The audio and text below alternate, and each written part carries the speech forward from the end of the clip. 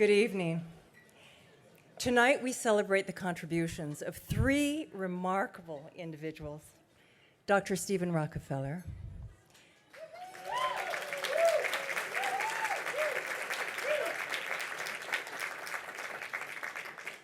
Chef Eric Ripert,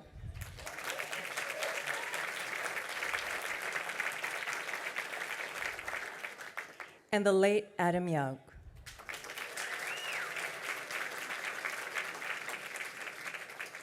Each in his own way has contributed selflessly to Tibet and her people. Each in his own way exemplifies wisdom and compassion, which are the qualities that are fundamental to the Tibet Fund. So we are grateful for your presence, and we welcome you and your family and friends. You are all here with a sincere motivation to extend support to the works of the Tibet Fund, one of the oldest Tibetan organizations serving Tibetan communities in exile, with a clear mission to preserve the distinct cultural and national identity of the Tibetan people. Throughout its 32 years history, the Tibet Fund has been the primary funding organization for healthcare, education, refugee rehabilitation, religious and cultural preservation, elder care, community and economic development programs serving almost entire Tibetan refugee communities in India and Nepal. And after 32 years of its existence, Tibet Fund continues to make wholehearted efforts to improve the lives of the Tibetan people who were uprooted from their homeland 53 years ago, and still thousands continue to escape the inhuman atrocity in our homeland. On behalf of the Tibet Fund, I request your continued support in our modest efforts to protect the Tibetan cultural identity and improve the lives of the Tibetan people.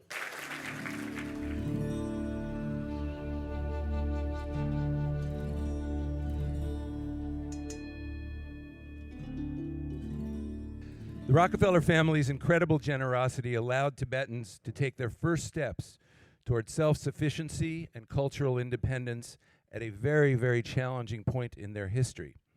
In December 1959, only 9 months after the Tibetans arrived in India as refugees, the Rockefeller Foundation granted $250,000, a huge sum at the time, to carry out research on Tibetan culture and religion in the West.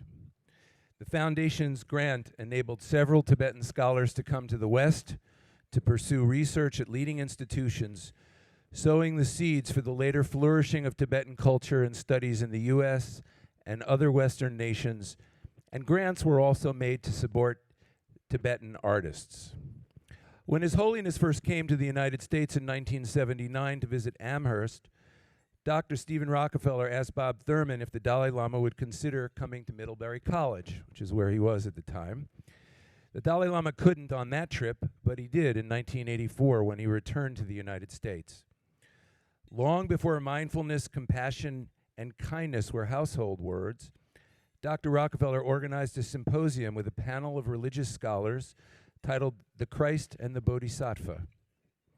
His Holiness attended, and he and Dr. Rockefeller formed a deep friendship at that time.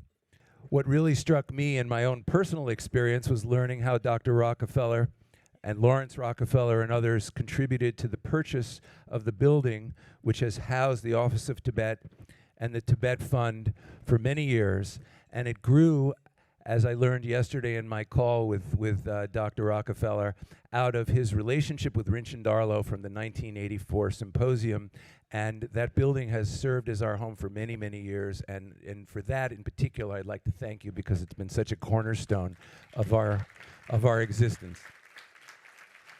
In 1996, Rockefeller Philanthropy Advisors helped found the Bridge Fund, an NGO with the mission of promoting sustainable economic development, environmental conservation, and cultural heritage preservation in Tibetan communities in China.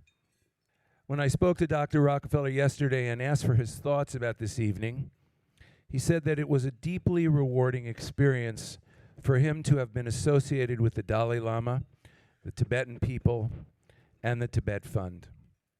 And in what I imagine is not atypical, Dr. Rockefeller said he saw tonight as a chance for him to thank the Dalai Lama and the Tibetan people for what they have given to all of us, and to cheer the Tibet Fund on.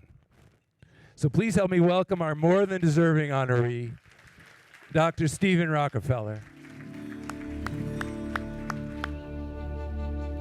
Moved by the Tibetan people's struggle for freedom over the past 50 years, and inspired by Tibetan Buddhist culture, many members of the next 4 generations of our family have been drawn into a relationship with Tibet in diverse ways. And I'm very pleased that representatives of 3 generations of the family are here tonight, including 3 of my children and 3 of my grandchildren. Now,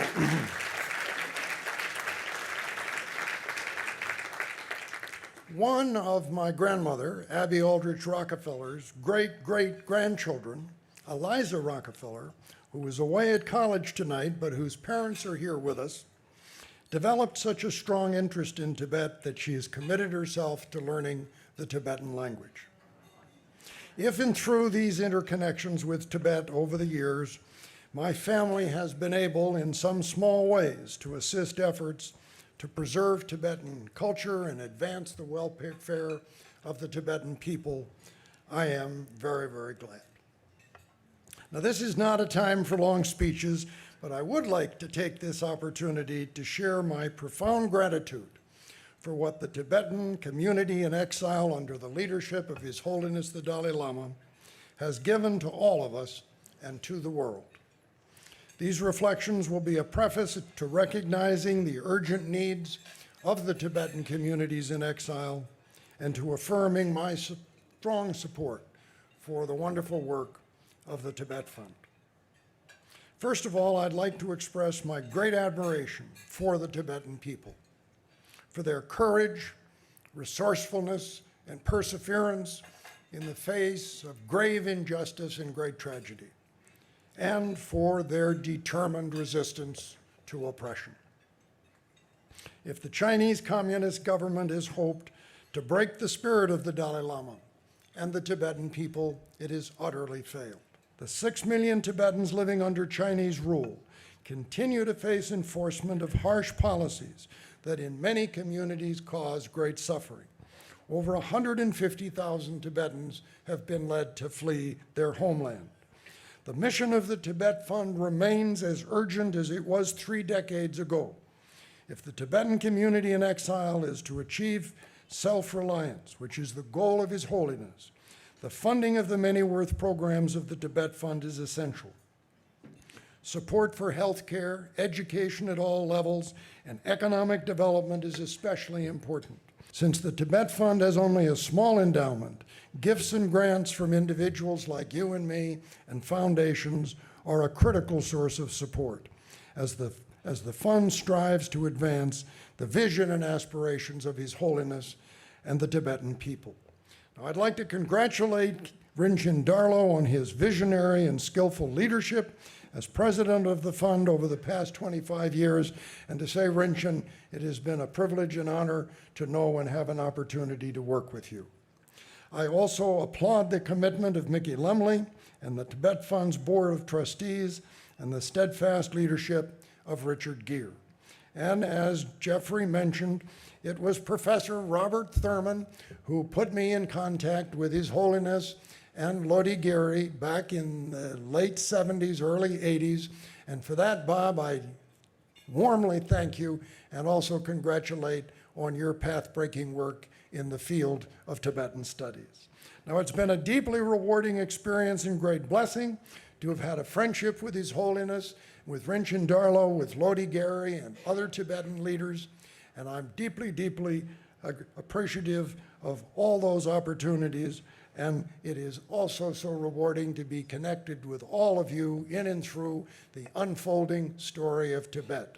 Our continued commitment and support is critical. Thank you so very much for this evening.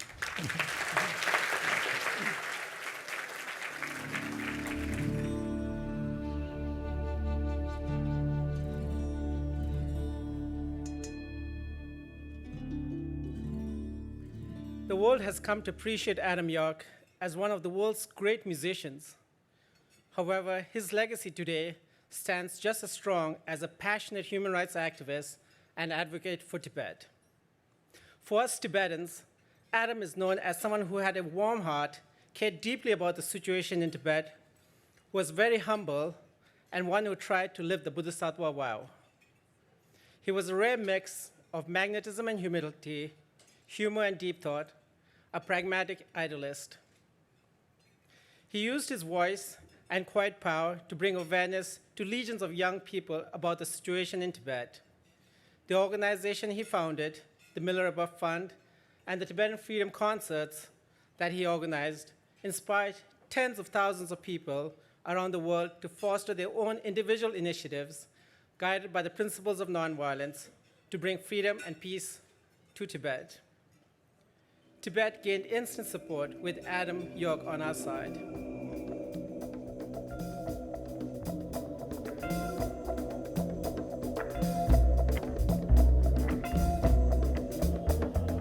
A member of the Beastie Boys has died. The Beastie Boys helped introduce hip-hop to a wider audience. Today, one of the founding members, 47-year-old Adam Yauch, died of cancer. MCA, a.k.a. Adam Yauch from the Beastie Boys, one of the great musicians of certainly my generation. And this is me, y'all. IMC, y'all.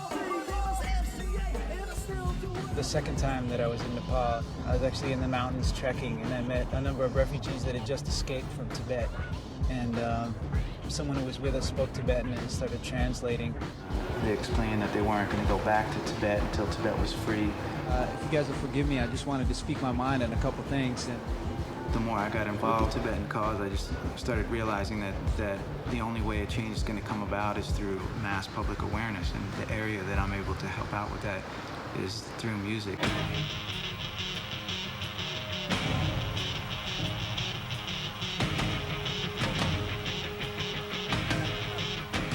I'm just really lucky and happy to play here today for something that means a lot to me. Adam Yauch from the Beastie Boys brought it to our attention. After that, it was just like clear, you know, what our mission was, what our involvement was supposed to be. Today we've changed our name. We are no longer the Foo Fighters. Today we are the Freedom Fighters. Let's not forget that the reason that this concert is going on is to help the people of Tibet get their freedom. So after this is over, if everybody could make an effort to do whatever they can to make sure that that happens, that would be well appreciated. I think that Tibetan culture really has something to offer us, and as we are working to help to benefit the Tibetans, I think it's really all of humanity that's benefiting from it. it's important for all of us to keep putting pressure on our elected officials, and we need to keep reminding them that human rights is the most important thing. Thank you for honoring the memory of our son Adam tonight and for recognizing his contribution to the Tibetan people he loved. We were proud that he used his fame not for personal glory, but to fight for the things he believed in. He spoke out for peace, for nonviolence, and for the Tibetan people. The Tibetan Freedom Concerts he organized brought the plight of the Tibetan people to the whole world. Again, we thank you for this tribute to Adam, for us, for Adam's wife Dechen, for his daughter Lose, for his Tibetan family, Sonaman Chuki and Nunzi Wangdu, and to his brother Beastie Boys, Adam Horowitz and Mike Diamond, his manager John Silva, and his friends and colleagues, Spike Jones and Steve Martin, all of whom collaborated with him. And their work will live on in music and in film. Many thanks for being here.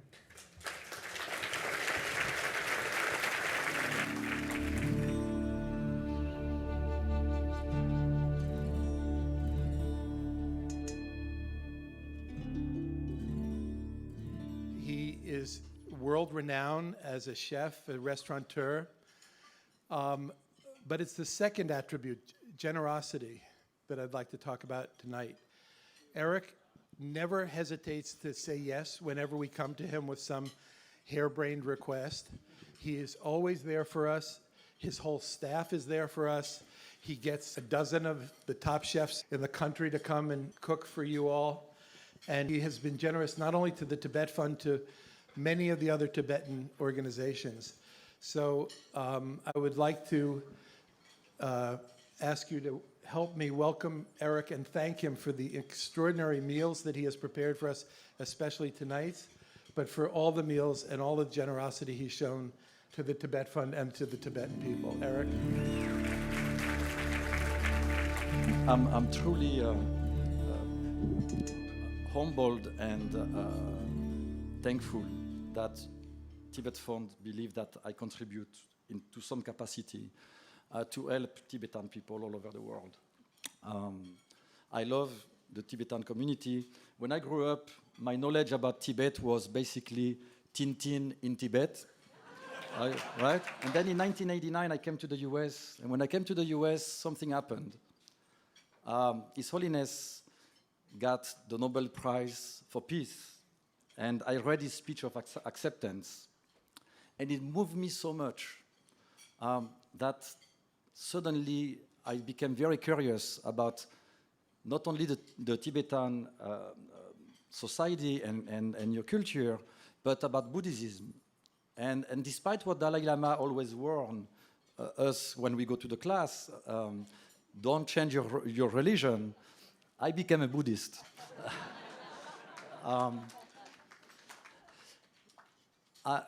Today, I mean, as you know, Tibetan people are struggling inside China, outside China, and what you do tonight, it's very essential for the people that you have. I mean, you have seen it on the screen for all those refugees who can escape, and for the ones who cannot escape. For you to be so generous and be helpful tonight, it's very important. So my little contribution is equal to yours. I'm, again, very honored, obviously, and anytime you need me, please call. Thank you. Thank you.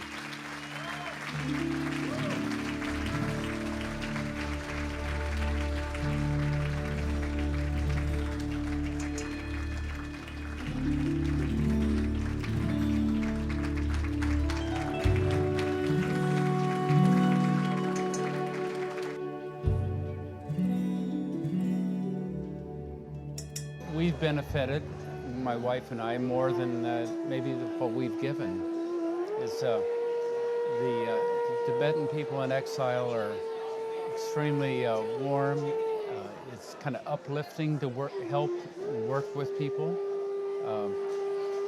And it's pretty evident that of all the kind of human experiments, I think, that are going on in the world, I think the Tibetan cause is one of the most pure.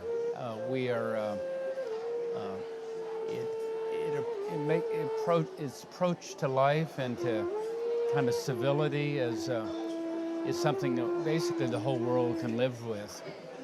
I have great admiration for the Tibetan people, for their courage, their resourcefulness, their perseverance in the face of a great tragedy.